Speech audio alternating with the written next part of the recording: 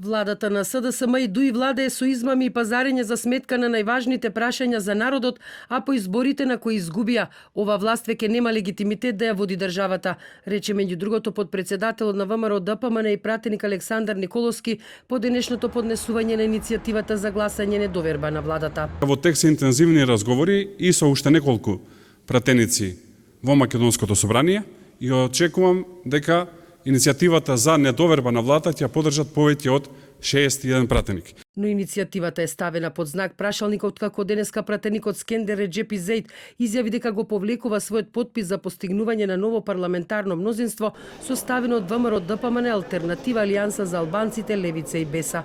Иако Николовски коментираше дека изјавата на Реджепи не треба да се вади од контекст и дека тој ќе поддржи недоверба на владата, Реджепи пак за телевизија 24 го вели спротивното. Доколку Левица остане како дел од списокот за паѓање на влада, јас нема да го прифаќам тој список и тоа гласање. А председателот на Алијанса за албанците Зијадин Села, коментирајќи изјавата на Реджепи, рече дека тоа не е причина да се констатира дека новото парламентарно мнозинство е пропаднато. Работа со Левица, мислам тоа било кој ќе има проблем да го објасни пред нашите партнери, пред своите гласачи. Ајде да ја кажеме вистината. Се зборува за една политичка партија која е сега формирана, нели? И која има само два пратеници. Ниту се во можност да ја тргнуваат Македонија од НАТО, ниту се во можност да, не знам, да го тргнат и јазикот за употреба на јазиците, а на никаков начин не може да ја повлечат признавањето на Република Косово. А од парламентарното мнозинство велат дека се е можно. Тие ниту потврдуваат, ниту демантираат дека ќе бараат поддршка од алтернатива за окрупнување на владеачкото мнозинство и со тоа сочувување на владата на Зоран Заев.